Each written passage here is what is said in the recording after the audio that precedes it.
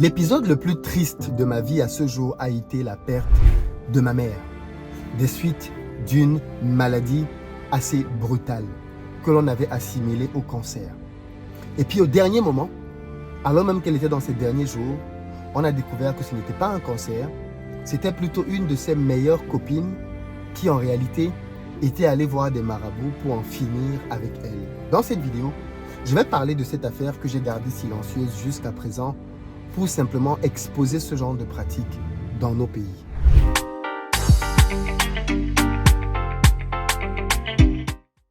Salut à toi, bienvenue sur ma chaîne, moi c'est Philippe Simo. Ici je te parle de business, de mindset, de gestion des finances, parce que c'est grâce à tout ça qu'on va développer notre communauté. Donc si toi aussi tu vas améliorer tes finances, tu es au très bon endroit. Tu t'abonnes, tu actives la cloche de notification pour ne manquer aucune de nos vidéos. Partagez les vidéos massivement. Cette année, c'est l'année du million les amis. Il faut qu'on atteigne le million d'abonnés et je compte sur chacun d'entre vous pour partager massivement les vidéos. Pour ceux d'entre vous qui êtes en Côte d'Ivoire, qui arrivez prochainement à Abidjan, vous le savez déjà, on a une société de location de voitures et on met à votre disposition Pick-up SUV berline en fonction de votre budget pour vous permettre d'avoir sur place un séjour sécurisé. Et puis, pour ceux d'entre vous qui veulent plutôt un logement, là aussi, vous pouvez nous contacter et on se fera un plaisir de mettre à votre disposition un logement. Les liens sont disponibles dans la barre de description. Si vous avez plutôt un logement que vous voulez mettre en location meublée, qu'il soit en bon état ou alors qu'il nécessite des travaux, contactez-nous au numéro qui s'affiche. Ceci est valable pour les principales capitales francophones, Douala, Yaoundé, Libreville, Kinshasa, Dakar, bref, vous nous contactez au numéro qui s'affiche et on se fera un plaisir bien évidemment d'étudier votre demande, si ça correspond au type de bien que l'on recherche, de l'intégrer à notre parc et de le gérer pour vous. Et puis dernière annonce, je vous offre gratuitement un quiz sur la gestion des finances qui va vous permettre de voir les erreurs financières que vous faites dans votre vie aujourd'hui et qui plombent votre budget. Allez faire ce quiz et à la fin du quiz, vous avez un entretien de 15 minutes gratuit avec un coach de mon équipe qui va faire le diagnostic avec vous et vous expliquer toutes les failles qu'il y a aujourd'hui dans votre gestion pour vous aider à améliorer tout ceci. Alors, dans cette vidéo, je veux aborder un événement assez sombre. Le décès de ma mère est aujourd'hui l'événement le plus tragique que j'ai vécu. Surtout parce que elle est partie d'une manière assez brutale et puis je l'ai vue mourir sous mes yeux. Et ça, bien évidemment, ça vous traumatise, mais aussi ça vous fortifie, ça vous bâtit. Ma mère, bien évidemment, c'est quelqu'un qui s'est battu pour moi comme personne. C'était une mère lionne qui, avec le peu de moyens qu'elle avait, a essayé de mettre tous ses enfants à l'abri, en essayant bien évidemment de nous donner le meilleur qu'elle pouvait en termes d'éducation, d'abord, d'éducation, et puis le reste, bien évidemment, c'était du bonus. Il se trouve que elle va elle-même, parce que c'est important que vous compreniez le processus, avant d'arriver à sa mort mystique. Elle va déceler des douleurs qu'elle ressentait elle-même. Elle va commencer à en parler, en nous disant « Ouais, j'ai mal au ventre ». De temps en temps, elle dit qu'elle a mal au ventre. Bon, vous savez, elle était dans la cinquantaine, donc tu te dis « Bon, c'est des petits bobos, quoi. C'est des petits bobos, donc ça peut arriver. » Elle te dit ça une, deux fois. Et puis tu dis « Va consulter. Quand tu me dis que tu as mal au ventre, je ne suis pas médecin. Va consulter. » Ouais, elle va consulter, elle revient. Ouais, non, ils disent que ils m'ont fait faire des examens, ils m'ont fait faire des prises de sang. Ok, on attend les résultats. Les résultats arrivent. Alors, ouais, non, ils n'ont rien vu. Ils m'ont prescrit 2-3 médicaments.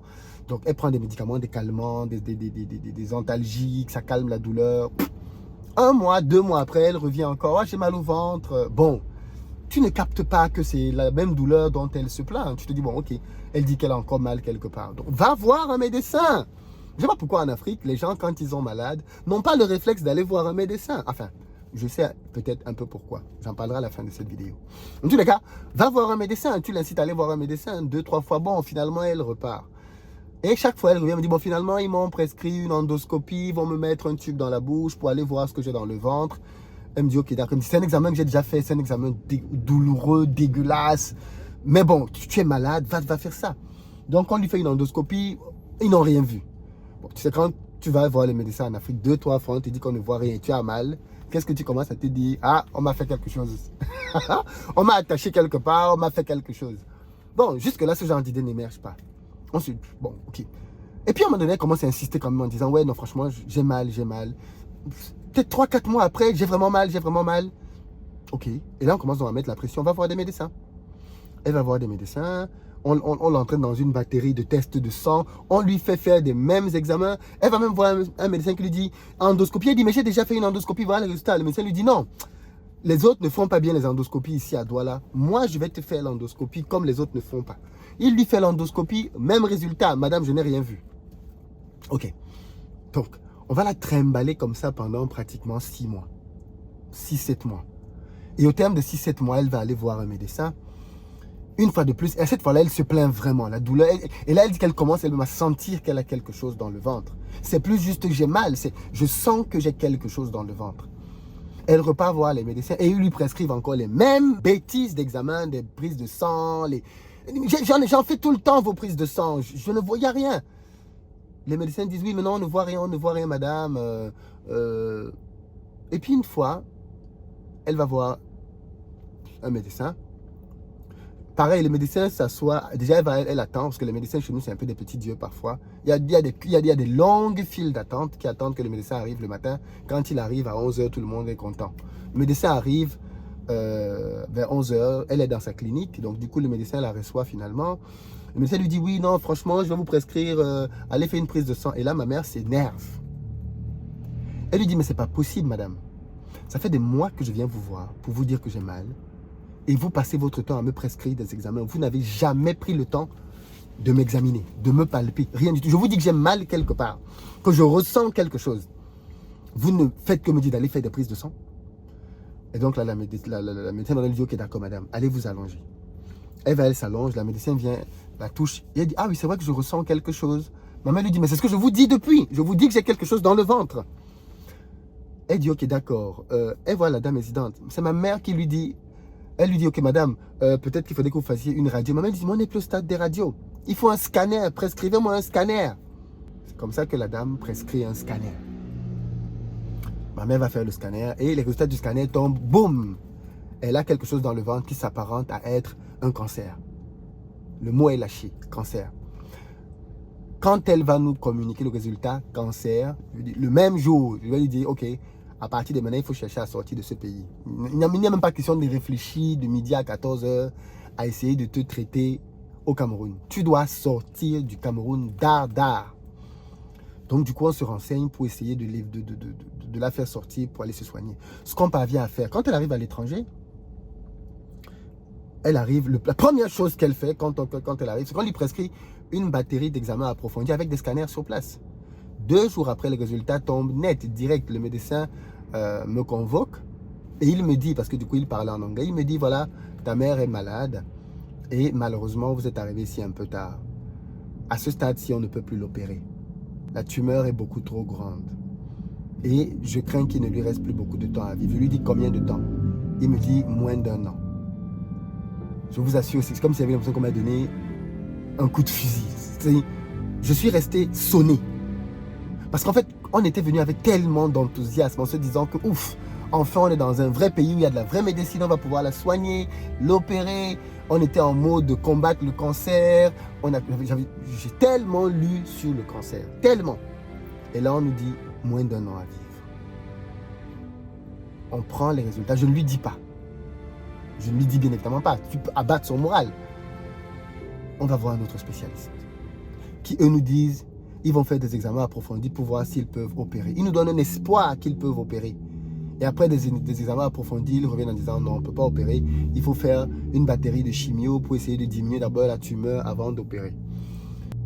Moi, je n'étais pas pour le fait qu'elle fasse une chimio. Mais bon, ça reste son corps, ça reste sa maladie. Elle hésite et finalement elle se dit bon, on va faire une chimio. Donc elle fait une chimio. Et bien évidemment, comme toutes les chimios, ça l'atomise, ça la fatigue.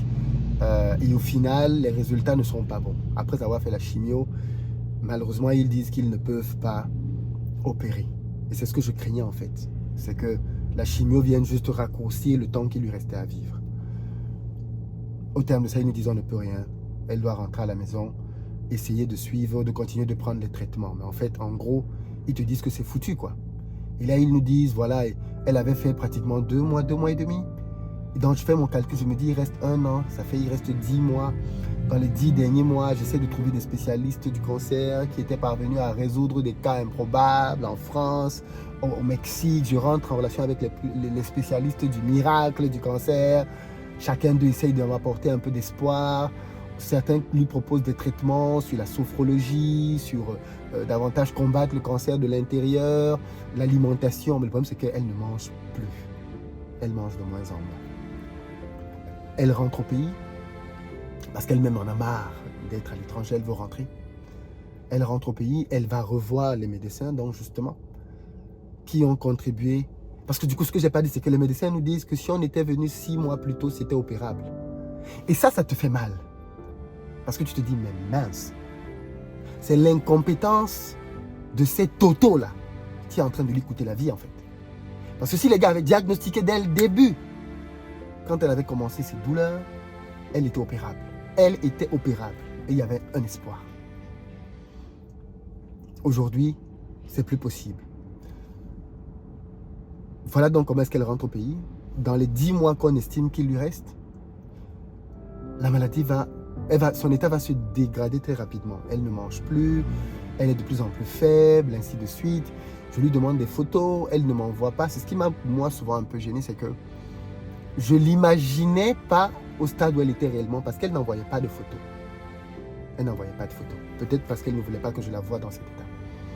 Et donc, au final, quand elle va être vraiment sur le point de partir, on m'appelle pour me dire si tu veux encore voir ta mère vivante, il faut que tu viennes. Le lendemain, je suis dans l'avion, j'arrive et là, je la trouve dans un état incroyable, amaigrie. Je suis choqué parce que je ne l'avais pas vue comme ça la dernière fois qu'on s'était séparés. Et là, bien évidemment, quand elle me voit, elle me sourit et puis voilà comment elle va entrer dans un coma dont elle ne ressortira pas quelques jours après. Mais ce qui est intéressant dans sa maladie, c'est que je vous ai raconté l'épisode. C'est que quand elle va revenir au pays, on va commencer à lâcher une rumeur qui dit que une de ses meilleures copines là, est à l'origine de sa maladie. C'est elle qui veut sa mort. Au début, on balait de la main. Et puis ça se fait insistant. Les gens qui viennent à la maison pour prier, certains prient et lui disent non, vraiment, on voit quelqu'un qui te veut du mal. C'est tout la même chose. Tu as une amie, vraiment, elle est haute placée. Tout le monde a ce genre d'amis. Et au final, on finit par faire le porteur robot de quelqu'un, boum, qui match avec une copine à ma mère. Cette copine, c'est qui? C'est une dame qui est bien friquée, qui est directrice d'une grosse boîte au pays. Je vous tairai le nom parce que si je dis le nom de la boîte, vous allez voir de qui il s'agit. Une grosse directrice dans un poste, dans une grosse boîte au pays. C'est une bonne pote à ma mère, vraiment bonne pote, qui constamment venait à la maison. Et puis au bout d'un certain temps, ma mère commence à dire, quand elle vient, dites que je ne suis pas là. Peut-être qu'elle veut m'achever. Mais, et là, j'entre en vraie discussion avec ma mère. Je lui dis, mais non, c'est pas possible. Tu ne peux pas croire ça. Tu ne peux pas croire ça. Elle me dit, ah, tu sais, les gens sont capables. Je dis, oui, c'est vrai, les gens sont capables. Mais tu ne peux pas, sur la base de quelqu'un qui est venu, soi-disant prier, commencer à penser que. Et je n'y crois pas. Ça va rester en bisbille. Un jour, elle la voit, un jour, elle ne la voit pas, ainsi de suite. Au final, elle va partir de sa maladie. Et donc, la famille va être mitigée là-dessus. Ceux qui sont ici en Europe vont ne pas trop y croire. Ceux qui sont au pays vont dire non, c'est la tata là. C'est la tata là qui a fini avec la matière. Et il y en a même qui commencent à dire non, il faut se venger. Il faut se venger. Elle dit, vous voulez vous venger de quoi? Vous êtes fous. La tata là n'y est pour rien. Maman est morte d'une maladie qui s'appelle le cancer. Le cancer, ça tue partout dans le monde, y compris en Afrique. Il n'y a personne qui allait faire quoi que ce soit contre maman.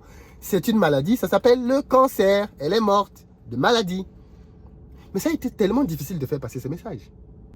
Parce que dans l'esprit de beaucoup de gens en Afrique, on ne meurt pas simplement. On ne meurt pas de maladie. On ne meurt pas de cancer. On meurt toujours de quelque chose et de quelqu'un. Voilà la mentalité que beaucoup ont dans nos pays. On meurt de quelque chose, mais surtout de quelqu'un. Et voilà comment est-ce que la tata s'était retrouvée affublée d'un titre de meurtrière. Je pense qu'elle n'a jamais su ça, parce que c'est resté vraiment dans un cercle très intime dans la famille. Mais des frères et sœurs ont cru à cette version. Bien évidemment, je ne crois pas que c'était vrai. Je pense qu'elle est vraiment décédée d'un cancer. Ça arrive, ça tue, même en Afrique, partout. Et que c'est triste, mais c'est la vie. Mais, je vous raconte cet épisode pour que vous vous rendiez compte à quel point, dans nos pays, on est tellement englué dans le mysticisme qu'on finit par voir le paranormal partout. Même dans des épisodes classiques normaux de la vie, on y voit le paranormal. On voit le paranormal partout. Et ça, bien évidemment, ça pose problème. Ça pose sérieusement problème. Est-ce que vous avez déjà vécu des choses comme ça? Je veux bien vous lire là-dessus dans les commentaires. Je sais que certains vont venir dire, mais Philippe, tu ne sais pas, peut-être que c'était vraiment elle. Non, c'était pas elle. C'était la maladie, c'était le cancer. Arrêtez ça. Sortez de cette idée de si quelqu'un est malade, on lui a fait du mal. Non, non, non, non, non. Les Africains tombent malades, hein, comme partout ailleurs, et meurent de maladies, comme partout ailleurs.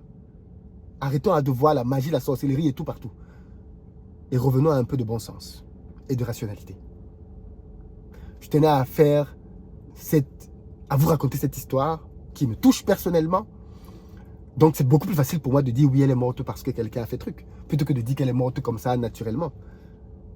Mais à quoi ça sert de se complaire dans une version que tu sais au fond de toi ne pas être vraie?